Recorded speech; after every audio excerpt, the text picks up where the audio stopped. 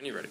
How do you do, YouTube? This is FlowersByIrene and Stealthclown, and welcome to PPR Gaming's first game review of the week. We are reviewing Battlefield 3. We're going to be reviewing it out of a 3-point system. Play to go and get that game and play it as much as you possibly can. Pause to, maybe go and buy the game or rent the game for a week and just have a play of it, and rewind us to take that shit back to the store because it's a horrible game. But welcome to PPR Gaming's Game of the Week review.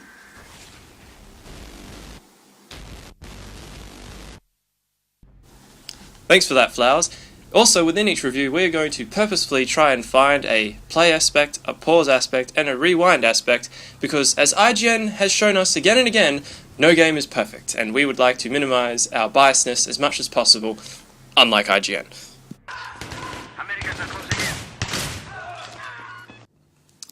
Battlefield 3 is a first-person shooter action video game developed by EA Digital Illusion CE and published by Electronic Arts. It is a direct sequel to 2005's Battlefield 2 and the 11th installment in the Battlefield franchise.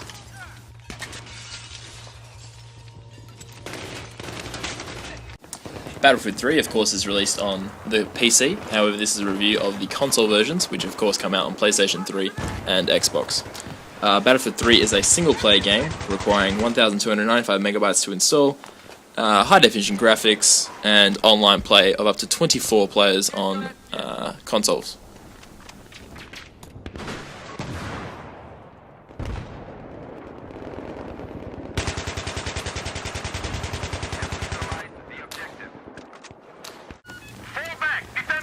Of course, Battlefield 3 is now being released for a day or two in Australia and a couple of days in America, so we've had a play of it, and what's your first impression, Stealthclown? Well, I absolutely love it. The first night I had it, I was up till 2 in the morning just playing it repeatedly over and over again.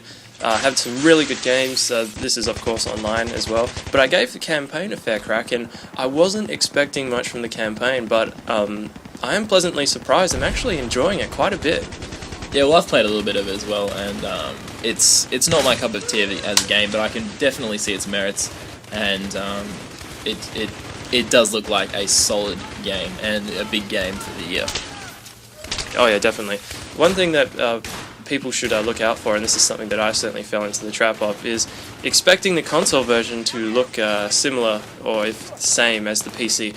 It just doesn't. The game does look good when it's running smoothly and properly, but don't expect any mind-blowing PC 1080p graphics. The game does look very good, and for what it is, I'm perfectly happy, but if don't set your expectations too high on it looking as good as on the PC. Well, that's probably going to be my rewind aspect for this game. If you've seen the gameplay and you're expecting this to be a super high definition gameplay, if that's why you're buying the game, you're not going to be impressed with the console version because its graphics are, on par with Modern Warfare 2 and other games like that. It's not pristine. It's not even as good as Crysis 2. So if you're buying it for the graphics, which of course I don't because I don't really care about the graphics, but if you're buying it for the graphics, it's definitely a rewind because it's a bit of a letdown on the consoles. Oh yes, I would agree with that, though I'd probably say the graphics are slightly better than Modern Warfare 2 there, Flowers. Maybe just the fancy neon writing confuses you. However, the play aspect of this game for me would definitely have to be the multiplayer modes. I think that the multiplayer is very fun. It can be a little slow at times, but if you've got a good sized map and there's not too large many areas to run around and you've got a good bunch of friends to play with, this can be a very fun game. It's they advertise it as a tactical game. I mean, all first-person shooters are tactical if you're playing with a team of friends, and this game is no exception, and it should be fun if you run around with a group of friends. That's the play aspect for me. Oh yes, I would definitely agree. Although if you are one of those people who, for lack of a better example, like to play lots and lots of a certain other first-person shooter called Call of Duty, one pause aspect of this game, an aspect that you may be a bit on the fence about buying, the pause aspect would be the decreased pace in the gameplay. This game can be fast, but if you, coming from a COD perspective, yeah, this would be a pause aspect of the gameplay. However, someone like me, the gameplay is definitely a play aspect. This is a reason that you must buy the game. The tactical squad setup, the intense sound effects of guns and bullets going everywhere, and you're right in there in the middle of the battle. The gameplay is fantastic, and it is definitely something that if you are a long-time fan of Battlefield or a fan of any other tactical first-person shooter, definitely get it, because that is a big play aspect. The pause aspect for me is definitely, one, the oversized maps, and two, the vehicles in the thing. Now, vehicles is an aspect of Battlefield, so I understand why for most people that's a play aspect but for me, vehicles are just unnecessary in the first-person shooter.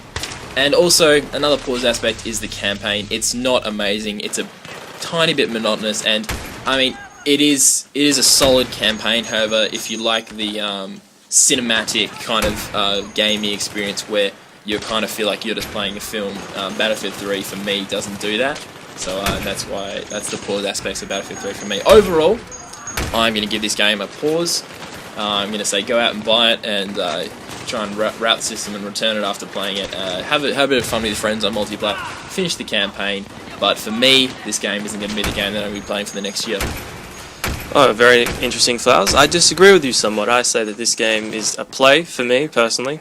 The campaign, though it is a bit monotonous, and for lack of a better word, it is a bit of a cliche, the whole military fiction sort of point of view from it. The campaign is passable. The multiplayer is fantastic, definitely a play aspect for me, and the only rewind being that if you were expecting it to be graphically amazing, then you'd be let down because the PC version is the graphically amazing version. So overall, this game is a play. If you're a first-person shooter fan, I recommend you buy it. Yeah, this has been our first sort of dual review of a game, and hope you guys have enjoyed it, and we'll see if we can pump some more out in the future for different games. There are a lot of other games coming out this year, so yeah, I think we'll be doing some of that. Yeah, guys, of course, stay tuned because we're going to be doing reviews of every single game that's coming out this gaming season. So feel free to, throw a like down there and stick around because we're going to be reviewing these games and hopefully informing you of our opinions of the game and seeing if you want to go and throw $100 down if you're in Australia or $60 in America down on a game and give it a play. This has been Play, Pause, Rewind Gaming. Thank you very much. Там была дверь сзади. Посмотри, можно ли их обойти.